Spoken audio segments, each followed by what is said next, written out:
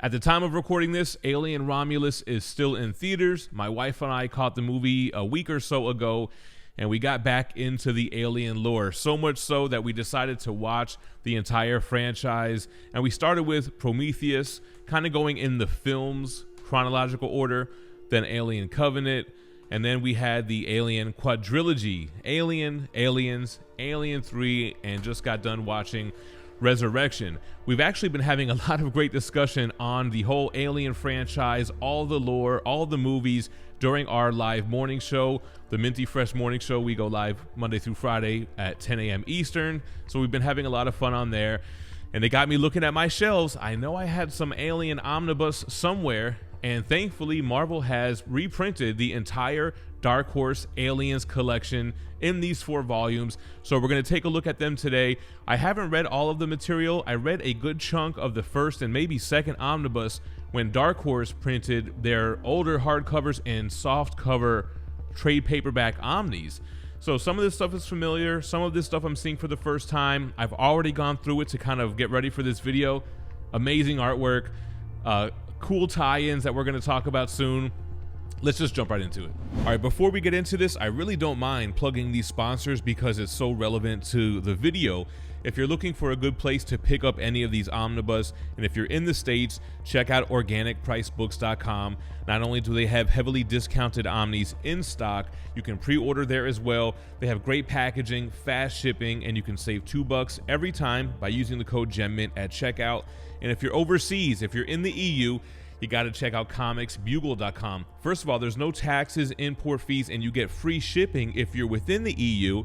They also have discounted in-stock books. You can pre-order and you're not charged until the book is ready to ship. They use recyclable material for their packaging, which is eco-friendly, and they have customer service that's guaranteed to respond to you within 24 hours. You can also save $2 every time by using that same code GemMint at checkout. All right, so Marvel obtained the rights to Aliens, and they printed the whole Dark Horse saga in these 4 omnibus. It's called The Original Years, and I'm assuming they're going to be dropping more Aliens Omni with the Philip Kennedy Johnson stuff that they've been publishing recently.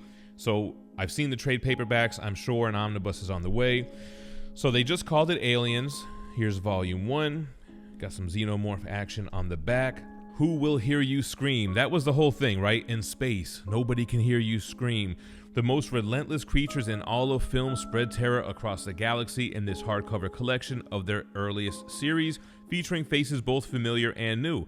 Their encounter with the aliens left Hicks and Newt scarred both physically and emotionally, and years later, they're determined to wipe out the species. So we talked about this during the live morning show. Those comics were printed before Alien 3, where, spoiler alert, they killed Hicks and Newt right in the very beginning of the movie. So this is kind of like a what if they had survived, which is super cool. But the military and big business, aka Walmart, isn't that who buys out the company? They have other ideas that could bring the xenomorphs to Earth, and if that happens, there may be little hope for humanity. As war breaks out, the world needs heroes, so whatever happened to Ripley?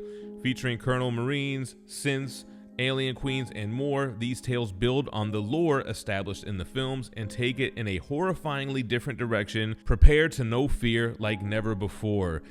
Awesome synopsis. The first volume goes the hardest with the breakdowns on the back and on the interior. Collects Aliens 1 through 6, the original series from 1988. Aliens 1989 had a 4-issue miniseries. Earth War 1 through 4.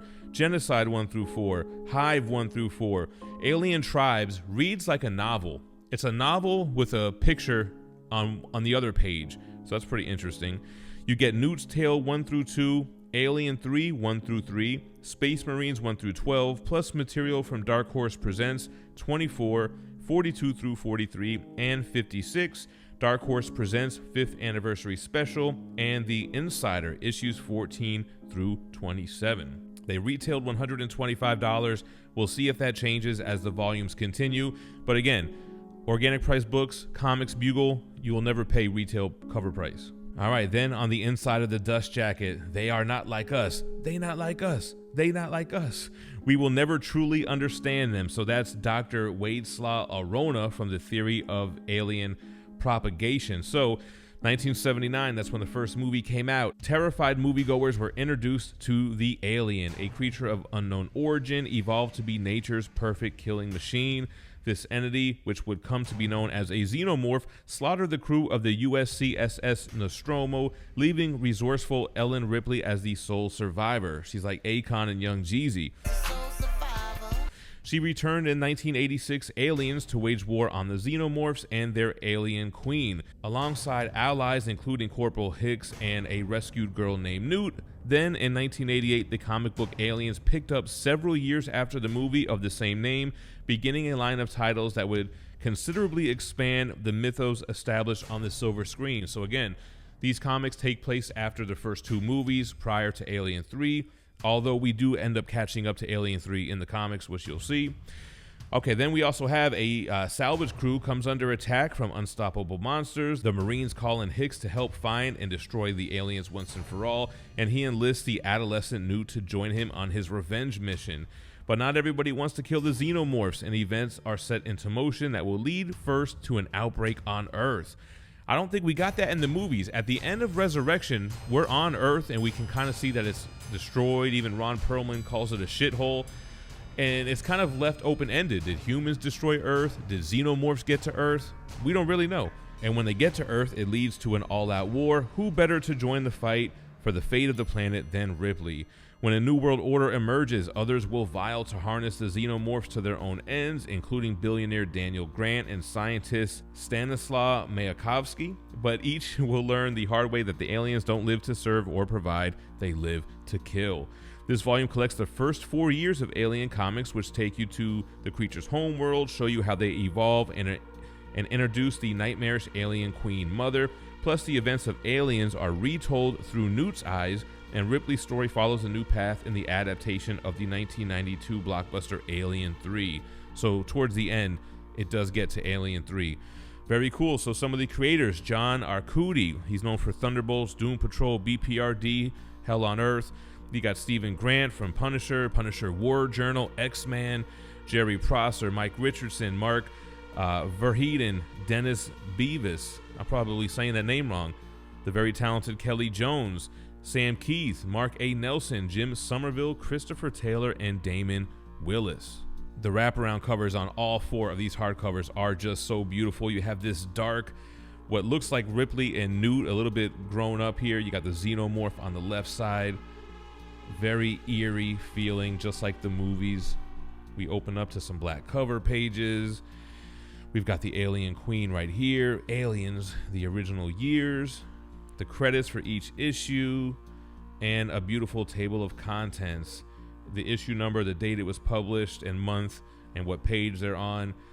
And then we're opening up here, straight to a xenomorph. I love old school Dark Horse comics. It really reminds me of Vertigo DC comics, or I guess DC Vertigo reminds me of Dark Horse, right? Because this stuff is coming out in the late 80s. We got face huggers, we got xenomorphs, we got the humans, we've got the eggs. Looking back at this, as I said, I was flipping through this, preparing for the video. I want to read all these, man, but I wanted to get this kind of overview of a collection video out. Space Jockey, Engineer Ship, very cool. And I like, again, how it goes in a new direction. We see kind of this what if with Hicks and Newt. You get the covers here, virgin covers, no trade dress or anything. The action is great. The art is amazing. And cool storytelling, both in expanding the lore and retelling of stuff that we've seen in the movies. The action is incredible throughout these volumes, man. The little inner mouth busting out, that's its patented move. Okay, so here's what I was talking about with Alien Tribes. First of all, beautiful wraparound cover. This is the Stephen R. Bissett, or is it Bissetti? Dave Dorman. So this is how this whole story reads. It's like a novel, and then you have a nice image to the right. Not sure if I've read this. I don't really recall. I think on the channel, there might still be a review of the hardcovers after I read them. I think I read the Alien, Predator, and Terminator hardcovers and just did one solo video. And then I also did a video of like the huge oversized library editions that are super out of print. People still comment on those videos to this day, wanting to know where you can get them. And then we have some covers in the back, some interior panels. I know Volume 2 had some Mike Mignola stuff too, which was incredible to see him tackle the Xenomorph. You got Aliens Magazine. Marvel really did the Alien franchise justice with these Omnis, man. And I like the new stuff, the Philip Kennedy Johnson stuff. I think they already did, like, they completed the first volume and then they moved on to a second volume. All right, and on to Volume 2, the Xenomorph hanging over top here. You have one of the Marines on the front. As you can see with the thumbnail and even in the beginning of this video, all the spines go together, they match. Marvel does a great job with that, honestly. Not all companies tend to match up the spines the way we as collectors like to see. So explore new worlds of fear. The most relentless species in all of fiction continues to wreak havoc in this collection of stories that build on the movie mythos and evolve the aliens in new and frightening ways. As Earth struggles with its near-fatal alien infestation, humanity faces a bloody battle for survival that spans the galaxy. But in the face of unthinkable terror, we are more than capable of unleashing horrors of our own. So collecting Aliens Rogue 1 through 4, Labyrinth 1 through 4, Colonel Marines 1 through 10, Salvation. We have Music of the Spears 1 through 4, Stronghold 1 through 4, and material from Dark Horse Comics 3 through 5, 11 through 13, and 15 through 19. Previews 1 through 12, Previews issue 1 from 1994, and Alien Magazine 9 through 20. Again, all that stuff is just kind of like the alien focused material. 125 bucks. As much as we have come to fear the alien, it cannot be denied that it has had a profound effect on our culture. Professor Ernst Klein. So, aliens are everywhere. Earth has barely survived a devastating infestation, but the deadly aliens still lurk in the shadows of our homeworld and across the galaxy, a living nightmare without end. Faced with this seemingly invincible threat, a still fragile humankind may be driven towards the unthinkable. In a remote village on an isolated world, Anne McKay seeks to find place in a new home, but she has a secret, and so do those around her. Professor Ernst Klein's genetic experiments could be the key to engineering tame aliens that can be controlled, but there may be more going on at the Sharon base than meets the eye. Meanwhile, Dr. Paul Church has scientific theories of his own about the creature's behavioral responses and how they can be predicted. But when a killer emerges on board the Nominata, the truth about Church and its research will be revealed. Elsewhere, Lieutenant Joseph Henry has his ragtag crew of Colonel Marines aboard the USS Melville. They're on a grunt duty en route to a space station serving as a toxic waste dump, but they find more than what they've bargained for. Composer Damon Eddington wants to make music from the sounds of rage emanating from the mouthful of spears. Will he create his magnum opus or a cacophony of chaos? And then there's Dr. Casper Nordling, whose work with synthetics is bleeding edge in more ways than one. Plus, comic legend John Byrne unleashes the aliens onto 1950s America. Visionary talent Dave Gibbons and Mike Mignola unite for a dark tale. A rare story from the UK shows how England fared in the global xenomorph infestation, and more sci-fi horror. And then we have the creators, so John Arcudi again, Michael Cook, Ian Edgington, Dave Gibbons, Don Jolly, Peter McGillen, Kelly Puckett, Chris Warner, Chet Williamson, Jim Waring, Tony Akins, Christian Gorney, Paul Gunan, Tim Hamilton, Paul Johnson, Doug Mankey, Mike Mignola, John Nadeau, Alan Nunes, Killen Plunkett, and Will Simpson. And check out the art on this wraparound cover. Holy shit, you got what looks like alien queens fighting an alien king here. That's crazy. I'm not really sure what that middle one is, but dang, that looks amazing. So same black interiors. Got this nice cover page here, the credits, and the table of contents. Such a well put together book. So the Dark Horse Comics 3 through 5 issues, again, has that late 80s, early 90s mature comics feel. You can see the war on Earth, super cool. Wearing a xenomorph battle suit, that's awesome. Yeah, man, these look really good. Wraparound cover here on the preview stuff. Then you have like this painted style. Very cool. And back to some regular comic book looking pages.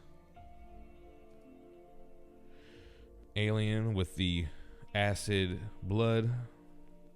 Look at this guy. Oh, and then what they do so well is the void of space. They really depict a very eerie vibe, just like the movies were able to do in these comics.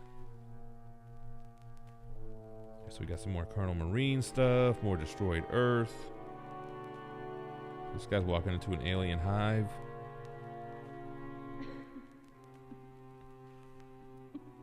Looking out from the planet from space. Another xenomorph.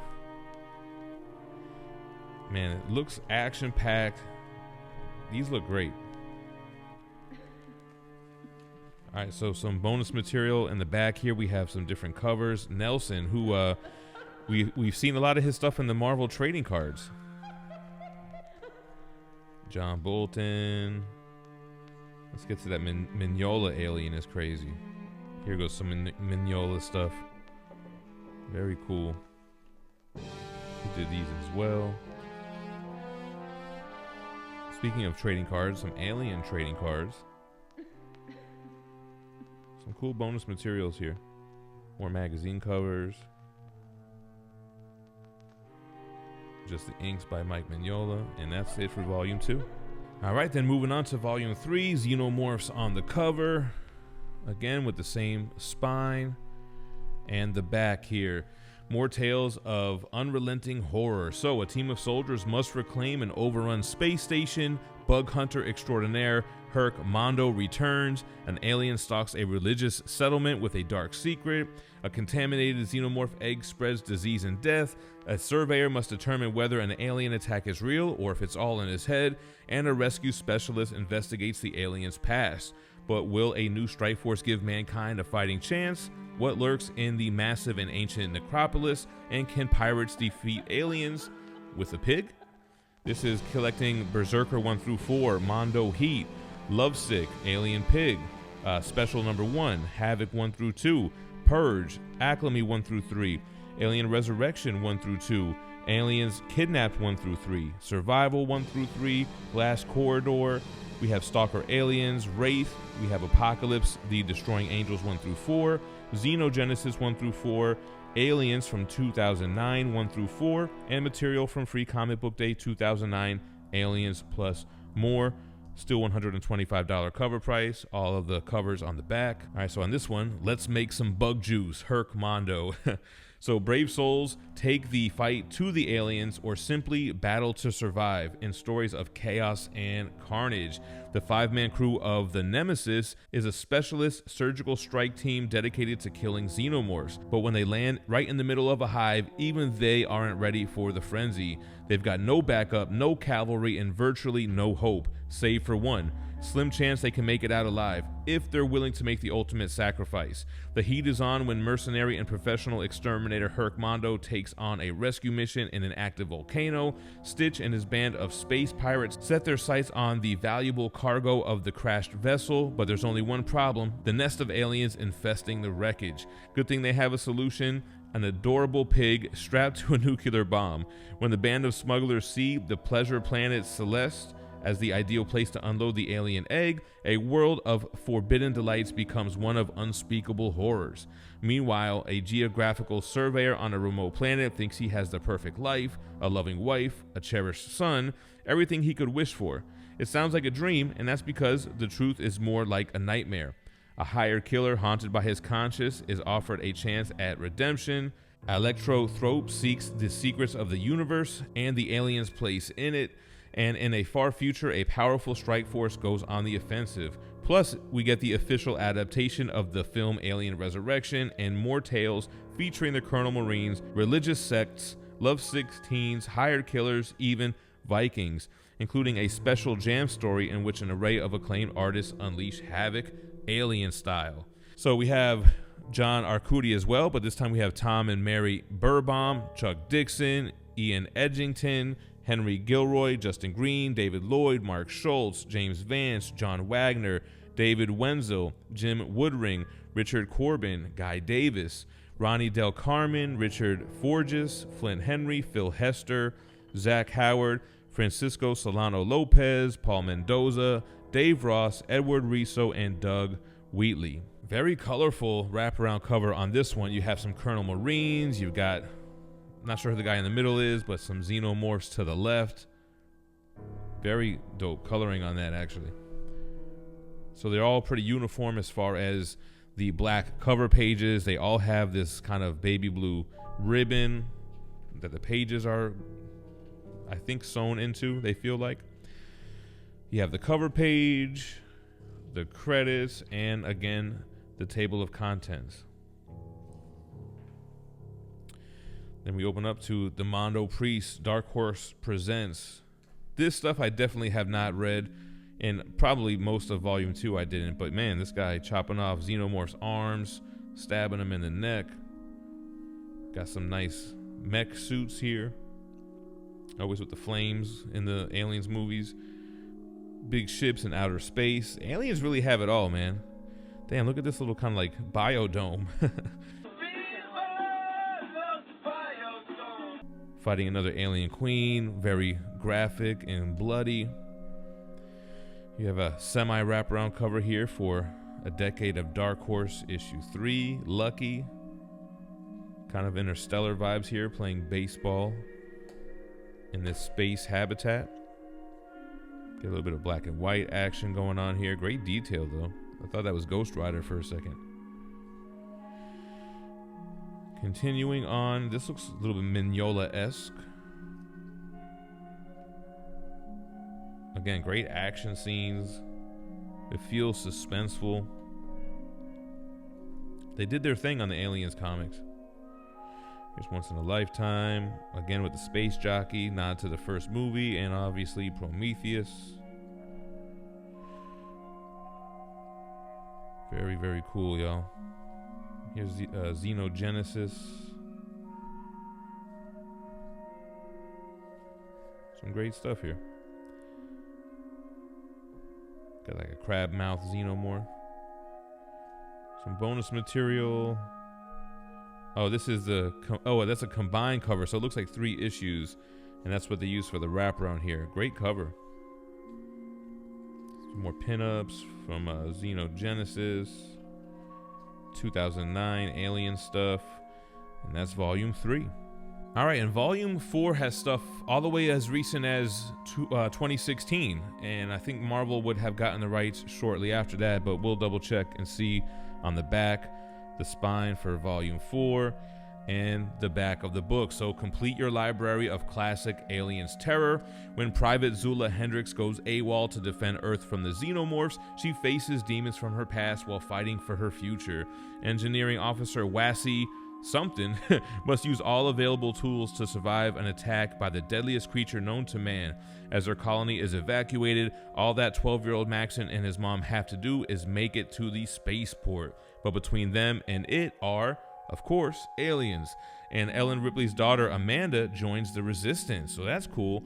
Amanda lives her life and dies while Ripley is on the spacecraft. She's stranded for 57 years in the movie. I think that's between the first 2 movies. Yeah, and that's why we get introduced to Newt in Aliens.